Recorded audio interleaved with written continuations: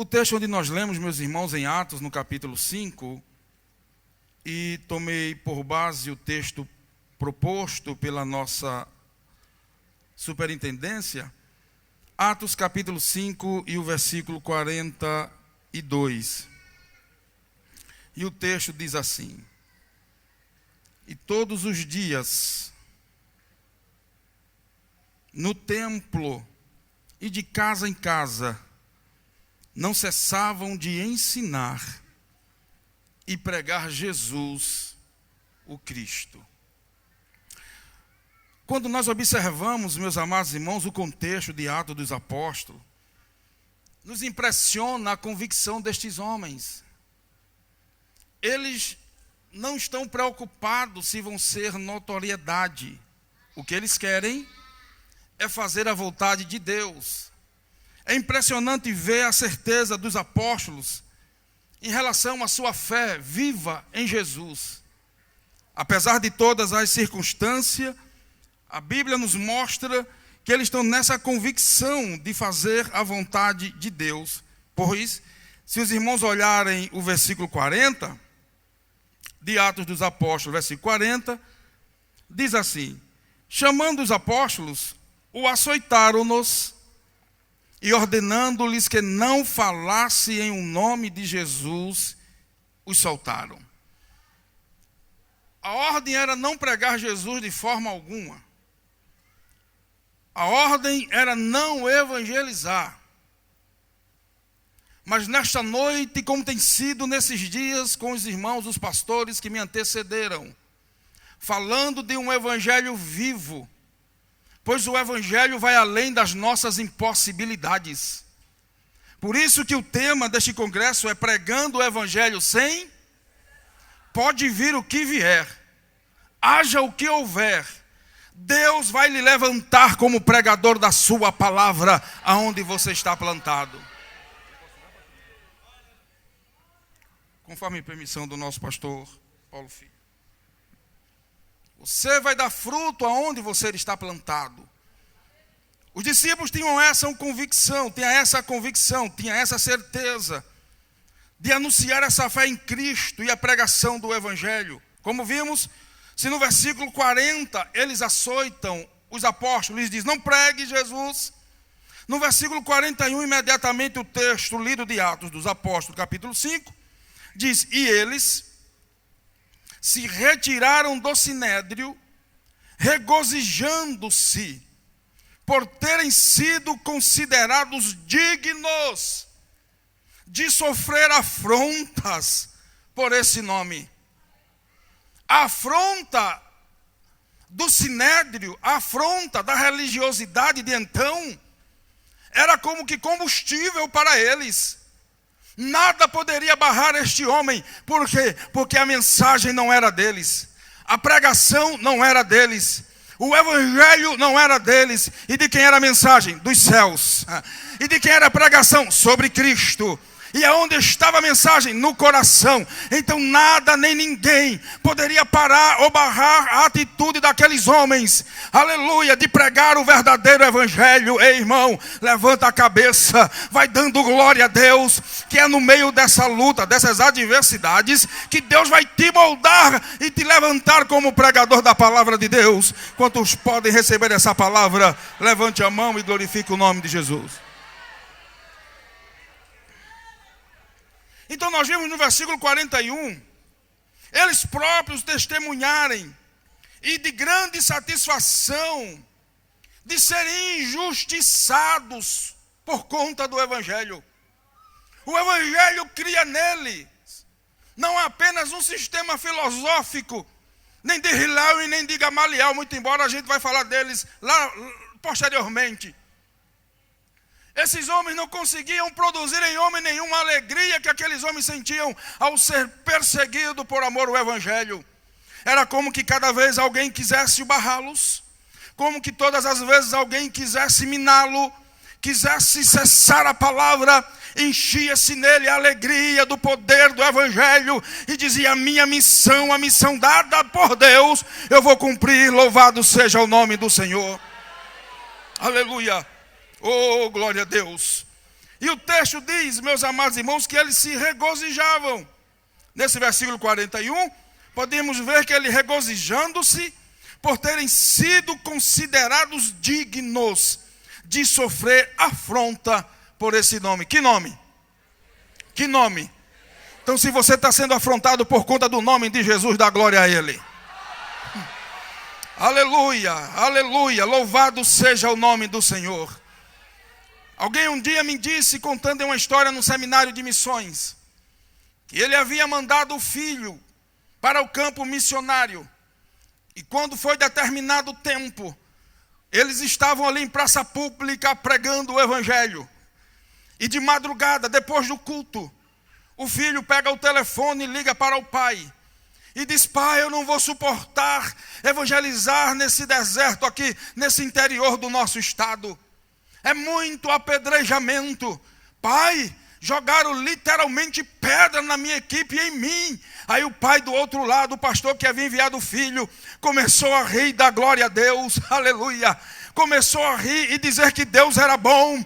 Aí o menino disse: pai, por que o senhor está rindo? Se eu estou todo aqui machucado. É porque a Bíblia diz, meu filho, que aquele que é apedrejado, aquele que é vituperado por pregar a palavra de Deus genuína, se sinta digno de herdar os céus. Cadê os herdeiros de Deus aqui esta noite?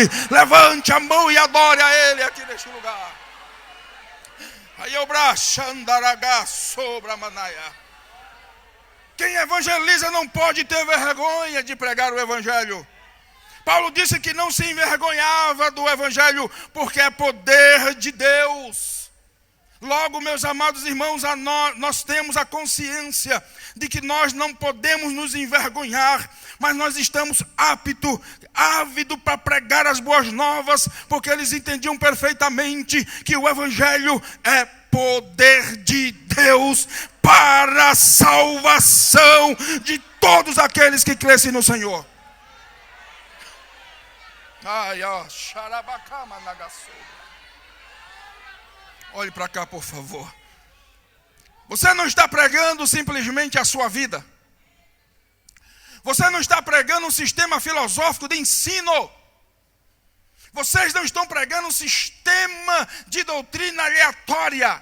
Vocês estão pregando Cristo. Nós estamos pregando Cristo. E este ressuscitado ao terceiro dia. E isso deve nos irmãos trazer alegria na alma. A Bíblia nos diz que aqueles que com certeza saem, aleluia, para evangelizar, eles voltarão, pode até sair, a Bíblia diz, sem sombra de dúvida, chorando e quem sabe lamentando, mas com certeza voltará trazendo os seus molhos. Eu evangelizo, irmão, eu já fui dirigente de campanha evangelizadora. Quantas vezes a gente sai ao campo, parece que tem pesos em nossas pernas, parece que não dá para dar um passo, a luta é grande, será que eu vou? Dá vontade de reunir a campanha e dizer assim: hoje não tem evangelismo, hoje é reunião, parece mais uma escapatória, mas o Espírito Santo vai lá e diz: meu servo, levante a cabeça, eu vou usar você, eu vou usar o grupo onde tu ordenares. Aí quando você volta, Deus tem tomado conta do problema, tem resolvido o problema, e você começa a adorar, porque o evangelho é poder de Deus, é o poder de Deus, é o poder de Deus.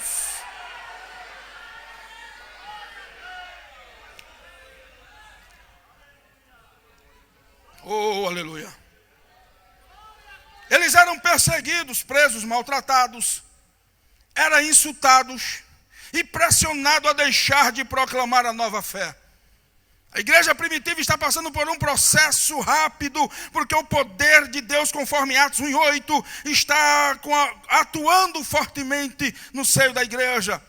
Porém, ao invés de voltar, porém, ao invés de desistir, ao invés de dar um passo atrás, quanto mais o perseguia, mais eles avançavam, companheiros. Quanto mais as lutas se levantavam, mas eles davam um passo à frente. Louvado seja o nome do Senhor. É como que eles ficassem, aleluia, imensamente felizes. E se sentiam fortalecidos, para continuar pregando a palavra de Deus. Por quê? Porque havia regozijo por terem sido considerados dignos de sofrer por amor ao Evangelho. Considerados dignos. A perseguição era como combustível para mantê-los aceso e ligado à tarefa, ou esta grande tarefa encomendada pelo Senhor Jesus. Mateus, no capítulo 28, versículo 19, diz: Ide, fazeis discípulos em todas as nações. Logo, nenhuma dificuldade deveria barrá-lo. A ordem expressa do Senhor era ide. Era uma ordem imperativa. Não tinha como argumentar contra. Hoje não vai dar. Hoje eu estou passando por um problema. Hoje eu estou com dificuldade de sair.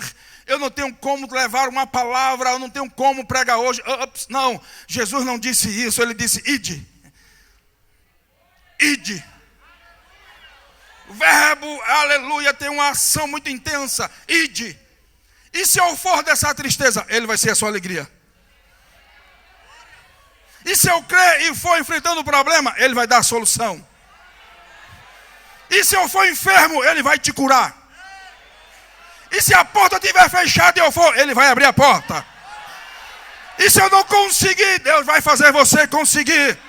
Simplesmente ouça a voz de Deus dizendo: levanta-te, igreja poderosa, eu estou contando contigo nesses últimos dias na terra. Oh, aleluias. Atos no capítulo 5, versículo 42 diz: de casa em casa. Essa tradução kataiokon leva uma palavra que poderia ser, no sentido mais amplo dela, distributiva. Ou seja, não dá para ficar com o evangelho só para mim. De casa em casa, eu distribuo para a esquerda. E a esquerda continua distribuindo as casas da esquerda. E se reunia o povo. E Deus o contagiava de uma forma tão intensa, tão grande, que não dava para ficar parado. Logo, os das casas da esquerda começavam a evangelizar de casa em casa. E se reunia de casa em casa. E partia o pão de casa em casa. E o nome de Jesus ia sendo glorificado. E o evangelho ia sendo pregado. Porque tinha gente que ia sendo influenciado. O poder de Deus enchia, não tinha como ficar calado. Reúne a família aqui, que esta noite os irmãos estão vindo cá e nós vamos ouvir a mensagem de Deus. E quando eles iam trazer a mensagem, eles não trariam filosofias humanas, eles não trariam nenhuma complexidade doutrinária. E o que é que eles traziam? Jesus para dentro da casa, Jesus na família, Jesus no filho que está nas drogas, Jesus naquele que está perdido. Jesus, anuncie Jesus, Ele é a solução da nossa história. Oh, aleluia. Aleluias. Oh, aleluia. Logo, tem alguns que têm negligenciado esta distribuição coerente. Porque de casa em casa eles anunciavam diga comigo, Jesus. Não era a vida do vizinho. Não era a vida da vizinha. Aleluia. Não falava mal de governo. Não falavam mal de sistema nenhum. Não apontava erro deste ou daquele. Eles anunciavam Jesus. E quando anunciava Jesus tinha milagre. E quando anunciava Jesus tinha cura. E quando anunciavam Jesus a família era restaurada. Cadê o povo que anuncia Jesus aqui? Ei, aí em cima, levante a mão. Aqui embaixo, pode levantar a mão e dar glória a Deus. Você tem anunciado Jesus.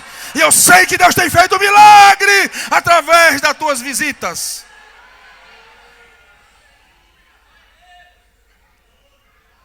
Eles distribuíam o evangelho coerentemente e verdadeiro. Eles falavam desse evangelho santo do nosso Senhor Jesus, para proporcionar a alguns o sentimento neles da salvação daqueles que creem em Cristo. Deste modo a gente deve estar atento, como anotei aqui, de ouvir a chamada e obedecer a voz de Deus. Porque por vezes Deus diz, e levanta-se, e a gente não se levanta. Deus manda-nos estar atento e a gente por vezes negligencia e diz: isso é o meu coração. Aleluias.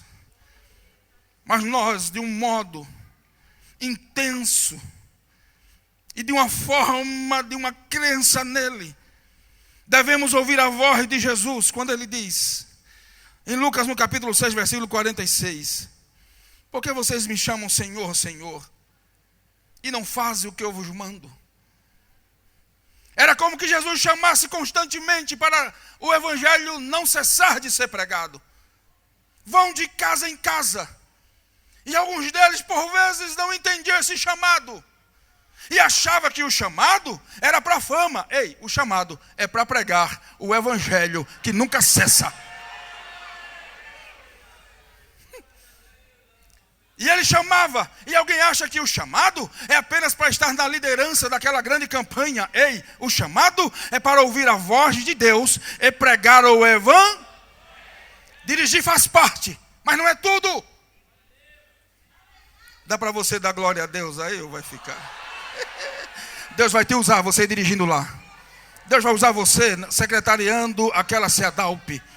Mas escute a voz do meu amigo Espírito Santo dizendo: me busca mais. Eu quero mais de ti. Eu quero te revelar mais na saída ao campo. Eu quero te mostrar o caminho por onde tu vais sendo guiado pela minha voz. Guiada pela minha voz. Eu vou te levar de um lado, eu vou te levar em outro. Eu vou fazer você descer o valado, subir o valado. E quando chegar aonde eu determinar, porque você ouviu a voz de Deus, vai haver milagre na tua história. Vai haver milagre na visita e na saída ao campo com o teu grupo.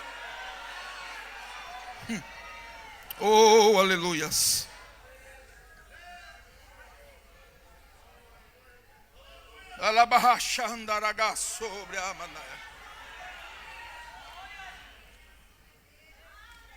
Uma das eficácias do ato de anunciar o evangelho é que aquele que anuncia o evangelho deve ser santo. Se proclamamos a verdade ou o evangelho da verdade, não podemos viver em mentiras. Deus chamou um grupo seleto. Dentre este grupo, no texto que vocês têm, está aí Ananias e Safira. Eles estavam prontos para atender esse chamado, sim ou não? Atenderam ou não? Mas não foram verdadeiros. Se Deus está chamando você para esta obra, escute-me por favor, como voz profética aqui esta noite. Se Deus tem um chamado na sua vida, na obra da evangelização, continue firme e fiel, porque o Deus que te chamou vai te respaldar, o Deus que te respaldou vai te capacitar, o Deus que te capacitou vai te enviar, e o Deus que te enviou vai sustentar você. Então creia que Deus está cuidando.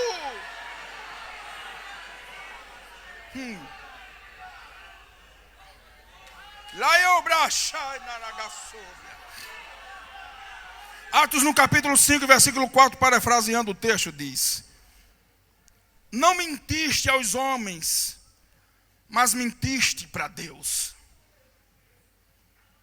Eles foram chamados, ouviram o chamado. Mas uma das eficácias desse evangelho que nunca vai parar de ser pregado, nunca vai cessar, é que aqueles que pregam, aqueles que evangelizam, devem ser santos. Aleluia. Dá para você me ajudar esta noite? Olha para o irmão que está do outro lado assim: a característica daquele que evangeliza sem cessar é santidade. Nele não tem dolo, nele não tem mentira, nele não tem...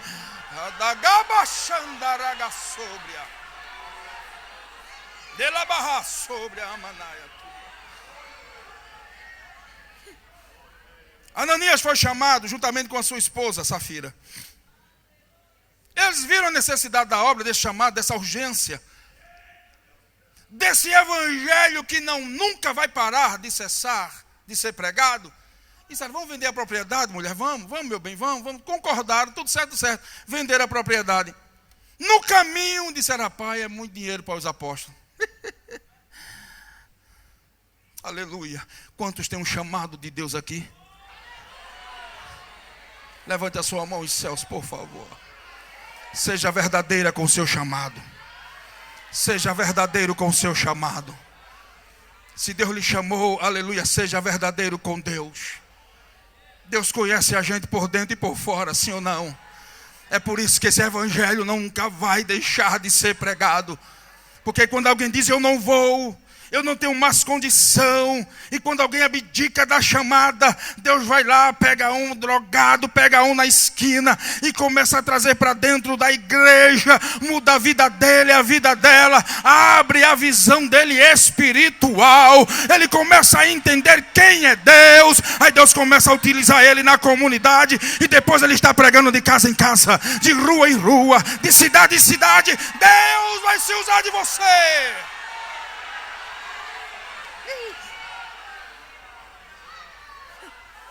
Oh, aleluias. Eles vendem para custear a pregação do evangelho, o crescimento da igreja, para custear a obra do Senhor Jesus. Só que ao repassar o valor, eles juntamente com a mulher resolveram omitir o valor e mentiram. Capítulo 5, versículo 2 do texto lido. O texto 2 diz: mas, em acordo com sua mulher, reteve parte do preço, e levando o restante, depositou aos pés dos apóstolos. Era esse o valor. Não foram fiéis à chamada. Não foram fiéis aos propósitos de Deus. Quando eles chegam aos pés dos apóstolos, para adiantar o texto, os irmãos conhecem a história. Os apóstolos viram para o homem, para Ananias, e diz: por que vocês mentiram para Deus? As terras não eram vossas.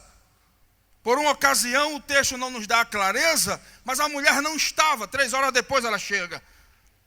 Vocês não mentiram a homens, mentiram para... E Deus vê tudo. Deus sabe de tudo.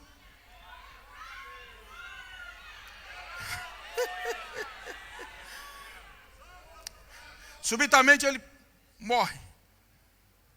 Os moços pegam ele, levam para fora da cidade, enterram. 3 horas depois chega a mulher, com a mesma conversa, com as mesmas coisas, aleluias. E ele diz: por que vocês mentiram? Por que vocês mentiram? O patrimônio não era vosso? Por que vocês ocultaram? Vocês não mentiram para homens, mentiram para Deus. Os rapazes que levaram teu esposo, vai levar você também.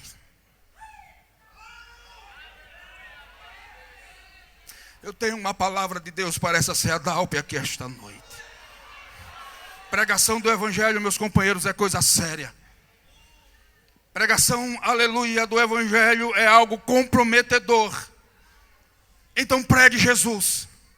Não prometa casa para ninguém. Não prometa chave de carro para ninguém, sem que Deus não lhe autorize. Não é seu, é de Deus. A chamada é sua, louvado seja o nome do Senhor, mas foi Deus que plantou esse desejo no seu coração.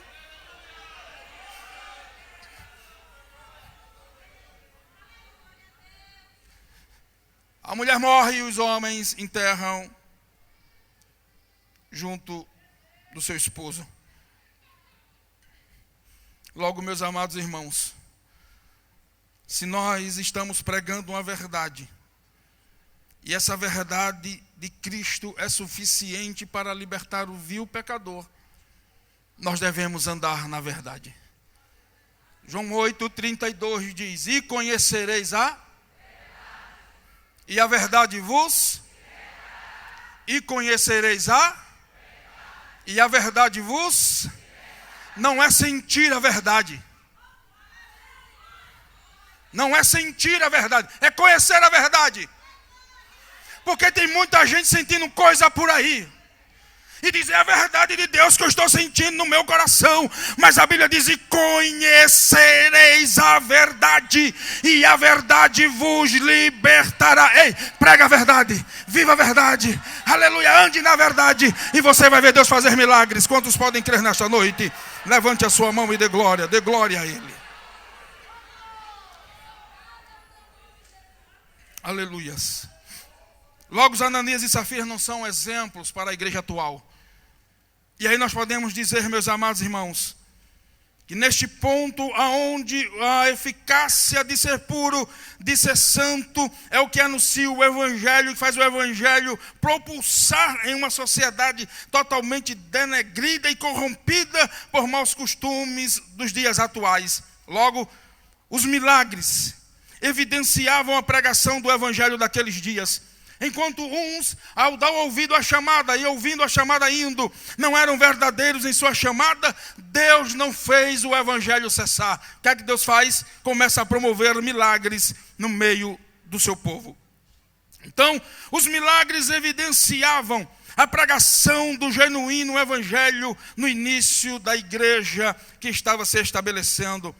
No livro de Atos, no capítulo 5 e no versículo 12, diz assim: muitos sinais e prodígios eram feitos entre o povo pelas mãos dos, diga assim, prodígios, sinais e maravilhas. O Evangelho, ele faz prodígios, sinais e maravilha. Mas o que está acontecendo eu não estou vendo? Procure ver, procure buscar, porque o Evangelho é atual. O Evangelho é para agora. Louvado seja o nome de Jesus. Logo, essa igreja evangelizadora e missionária jamais deixará de operar milagres e prodígios, pois o Deus do impossível tem um sério compromisso com os que proclamam as suas boas novas. Os milagres são realizados por Deus com um propósito específico. E qual é? Glorificar o seu nome.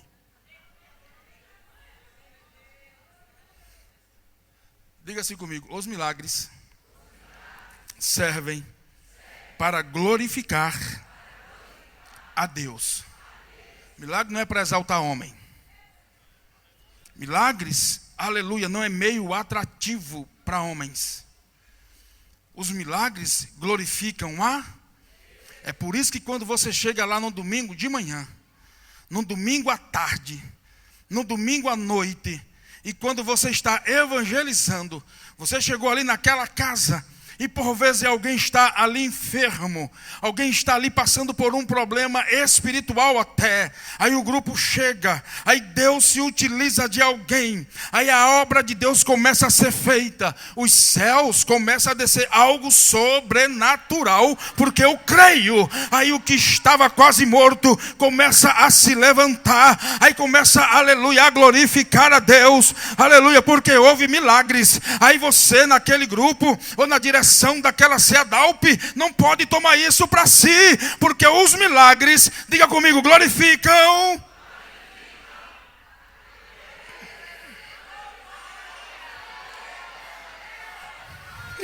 Oh, aleluias. O milagre tem o seu propósito cabal de glorificar ao nome do Todo-Poderoso. Esse é um dos maiores propósitos. Segundo, expandir o reino de Deus. Agora, nós não podemos esquecer, meus amados irmãos, que o maior milagre que existe é a conversão de um pecador a Cristo. Aleluias. Ceadal me ajude a pregar. Mas a gente precisa se emocionar e chorar e adorar a Deus quando vidas vêm se rendendo aos pés de Jesus, pois é um milagre. É um milagre tão intenso que atinge os céus. É um milagre dos céus para a terra e retorna fazendo festa nos céus. Você nunca viu um milagre? Se prepare, porque esses dias Deus pode fazer milagre lá na sua CEDALP. Deus pode curar lá, sim ou não? Deus tem liberdade para operar maravilhas lá, sim ou não?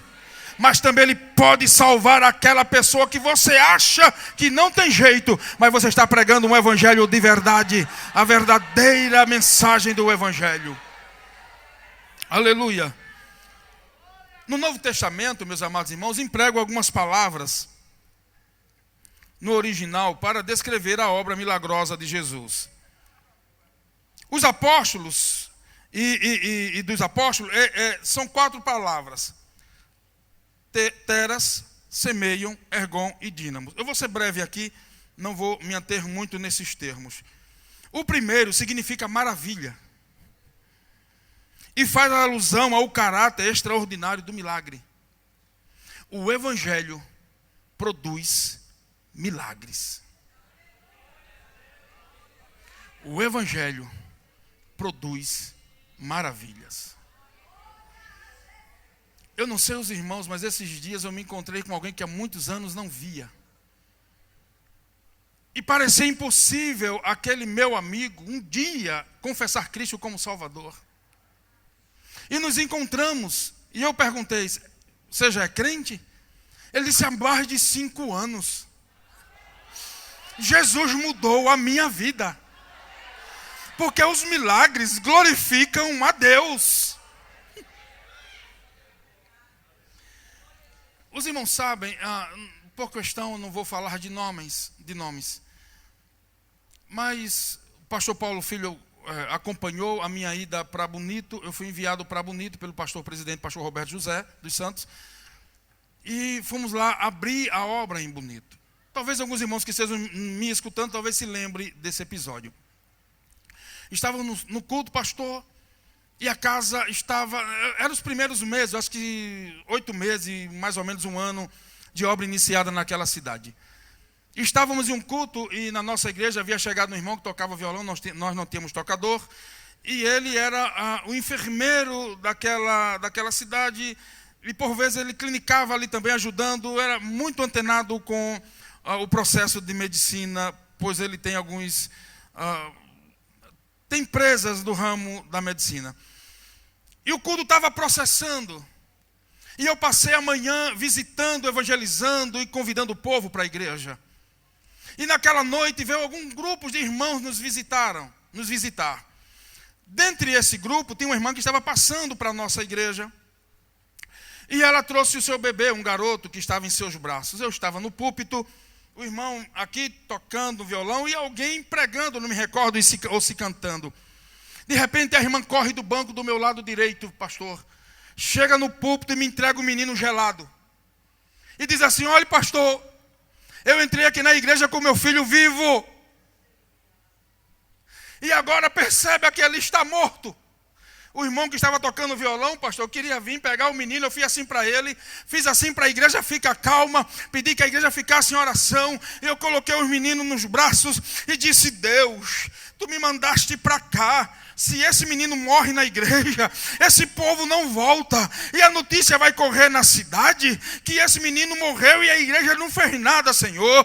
Tu não é obrigado a mim, tu não é obrigado a mãe deste menino, mas Deus age com milagre aqui esta noite. Se tu fizer milagre, eu vou te glorificar, meu Deus.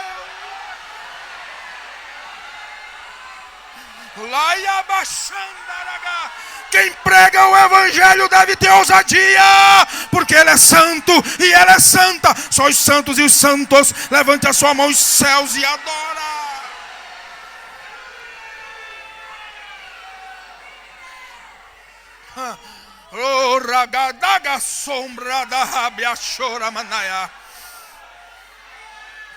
Eu peguei aquele meu garoto nos meus braços gelado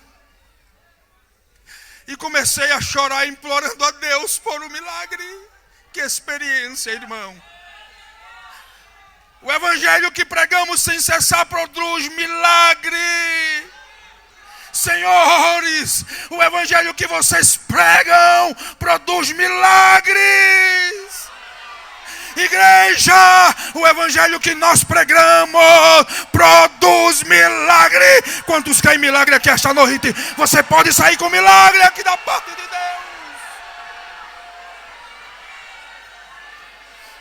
Lá da Gandarabarra sóbria. Eu comecei a trazer o menino para perto do peito e chorar, só sabia chorar. Deus, traz a vida de volta. E o garoto gelado. E o rapaz olhava para mim, e a mãe olhava para mim, e eu fechava os olhos para não ver a cara da igreja, imaginando amanhã, se aquele menino sai morto da igreja, meus amados irmãos. De repente, ele dá um espirro e começa a aquecer o corpo, aleluia. E eu entreguei o menino à mãe de volta, e pelo que eu sei até hoje, esse garoto está de pé lá, crescendo para a glória de Deus. Levante a sua mão e adore a Deus. Levante a sua mão e adore a Deus. Adore a Deus.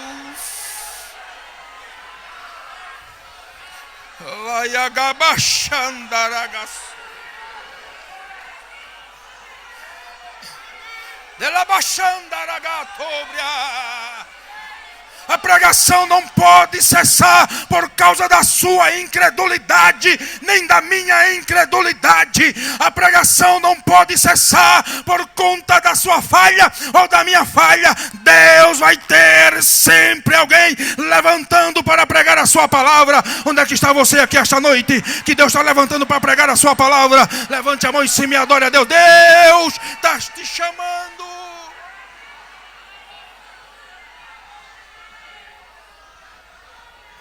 Oh, aleluias. Oh, aleluia. Continue adorando.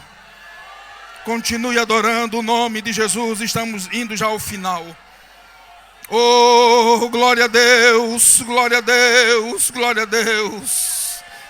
Glorificado seja o nome de Jesus. Deus tem sempre um milagre para o seu povo. Os discípulos, aleluia, estavam presos na prisão e milagrosamente eles saem. E agora eles estavam no templo ensinando a palavra de Deus, conforme Atos capítulo 5 e 25. E aí, meus amados irmãos, nós vimos no texto sagrado que neste interim, diz o texto em Atos 5 e o versículo 25, neste interim, alguém chegou e lhe comunicou: eis que os homens que recolheste e prendeste no cárcere estão no templo ensinando ao povo. Veja, nisto, versículo 26, o capitão indo e os guardas os trouxeram sem violência, porque temiam ser apedrejado pelo povo. Versículo 27, trouxeram-no e apresentaram-os ao sinédrio. E o sumo sacerdote interrogou-os, dizendo expressamente: a gente ordenou vocês, vos ordenamos que não ensinasse neste nome. Contudo, encheste Jerusalém da vossa doutrina e quereis lançar sobre nós o sangue deste homem. Versículo 29, então Pedro e os demais apóstolos afirmaram: antes, importa obedecer a Deus do que ao homem. Versículo 30, o Deus dos nossos pais ressuscitou a Jesus, a quem vós mataste, pendurando no madeiro. Versículo 31, Deus, porém, com a sua destra, o exaltou a príncipe e salvador, a fim de conceder a Israel o arrependimento e a remissão de pecados. Agora eu quero adiantar um pouco, porque nesse interim eles estavam presos e saíram da prisão. E no versículo 36, meus irmãos, 37, para nós adiantarmos, depois desse, o 36 diz: porque antes desses dias se levantou Teudas, insinuando ser ele alguma coisa, ao qual se agregaram cerca de 400 homens. Mas ele foi morto, e todos quantos lhe prestavam obediência se dispersaram e deram em nada. Depois desse, levantou-se Judas, o galileu, nos dias do recenseamento, e levantou-se muitos consigo. Também este pereceu, e todos quantos lhe obedeciam foram dispersos. Versículo 38. Agora, vos digo, disse Gamaliel, dai mão desses homens, deixai-os, porque se esse conselho ou esta obra vem de homens, perecerá. Deixa eu contextualizar os irmãos aqui para a gente já partir para o encerramento. Prenderam os apóstolos e disseram: cessa de pregar o evangelho. Milagrosamente Deus liberta os apóstolos. Depois no sinédrio estavam reunidos junto com o ancião, e no sinédrio tinha um cidadão chamado Gamaliel, que era um dos mestres fariseus daquela época. E então os homens tentaram pôr a mão e matar os apóstolos e trouxeram para o sinédrio. Quando chega no sinédrio, Gamaliel diz para o que estavam ali presidindo aquela sessão, e disse: bota esses homens para fora do sinédrio, tá? Vamos ter um diálogo aqui. Olha, se levantou Teudas, e quando ele se levantou, alguns homens com ele se levantaram, 400 homens, e esses homens, quando o Teudas foi desbaratado e foi morto, acabou com esse negócio dessa nova revolução. Se levantou Judas, e Judas também, quando ele morreu, desbaratou também esta multidão. Agora, o que esses homens estão dizendo aí? Se é negócio de homem, vai perecer. Mas se é negócio de Deus, não põe a mão. Oh, aleluia.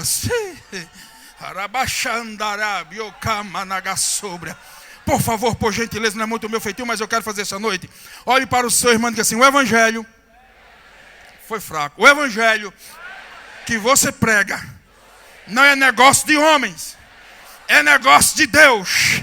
Esta CEDALP não é negócio de homem, é negócio de Deus. E se é negócio de Deus, não vai parar. Levante a tua mão e comece a adorar o nome de Jesus. É negócio de Deus na tua vida aqui esta noite. O que você tem feito e tem pregado não é negócio de homens. Eles disseram nas suas palavras, meus amados irmãos, no versículo 38, dizendo Gamaliel aos que ali estavam: agora vos digo, dai mão a estes homens, deixai-os, porque se este conselho ou esta obra vem de homens, perecerá, mas se é de Deus, não poderás destruí-los, porque, aleluia, para que não sejais porventura achado lutando contra Deus, aleluia, e concordaram com ele. Eu vou encerrar. 85 anos pregando a palavra. Estamos rumo ao centenário. Passaram muitos por nós. Alguns dias desses eu era adjunto e dirigente de campanha. Mas esta obra não é obra de homens. É obra de Deus. E se é obra de Deus, Ele se responsabiliza. Mas pastor, é o século 21, é a era da modernidade, mas eu creio ainda que esta obra é obra de Deus. Isso é obra de Deus, tem milagre. Isso é obra de Deus, tem cura. Isso é obra de Deus, tem língua estranha. Isso é obra de Deus, aleluia, tem atuado o Espírito Santo. Isso é obra de Deus, tem sinais. Isso é obra de Deus, tem maravilha. Cadê o povo que crê nos mistérios do eterno? Levante a sua mão, porque isto é obra de Deus. Oh, aleluia. Oh, glória a Deus. Diga assim para o seu irmão: levante a cabeça. As lutas são grandes, mas você está fazendo uma obra de Deus. Você está fazendo uma obra para Deus. Escute-me, você está fazendo uma obra com Deus. Ele vai na frente quebrando os caminhos, destruindo as adversidades, e você vai passando, porque é obra de Deus. O evangelho não vai cessar porque você não quer que eu pregue. O evangelho não vai cessar porque você melhorou.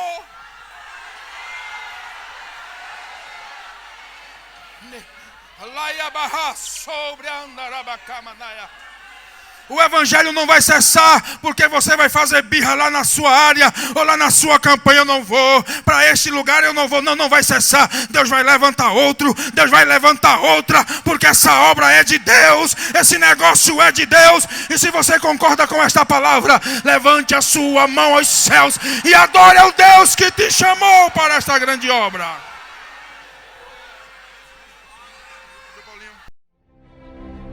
A IADALP vem há quase meio século fazendo a obra missionária sem parar, levando o ID do nosso Senhor Jesus Cristo para as nações. Atualmente, a Assembleia de Deus em Abreu Lima tem missionários desenvolvendo trabalhos evangelísticos e sociais permanentes na Alemanha, com os missionários Everaldo Lopes e Herotildes Lopes. No Equador, com os missionários Edinaldo Xavier e Marlene Xavier. Nos Estados Unidos, com os missionários Robson Lucena e Rafaela Lucena. Na Itália, com os missionários João Vitor e Priscila Lopes. No Paraguai, com os casais de missionários Danilson Santana e Adriana Santana. E também os missionários Vivaldo Almeida e Leane Almeida. No Peru, com os missionários Assuero Chagas e Rebeca Chagas. Em Portugal, com os missionários Antônio Vessosa e Noêmia Chagas. No continente africano, a IADALP também tem realizado um maravilhoso trabalho, ganhando almas, discipulando e realizando grandes ações sociais nos seguintes países. No Quênia, com o casal de missionários Oliver Munn e Aldeci Munn, e a missionária Josiane Priston, nas montanhas de Tinderet. E em Moçambique, na porção sudeste do continente africano, com os missionários Milton Rafael e Glauci Trindade. Vidas têm sido impactadas, alcançadas e abençoadas por esta grande obra de missões que todos nós, da IADALP, temos realizado em todos esses países espalhados pelo mundo, através das orações, intercessões, contribuições e do empenho de todos. O nosso Deus vai continuar nos ajudando a mantermos essa chama viva em nossos corações, que batem incessantemente por missões. Missões, a batida do coração da igreja.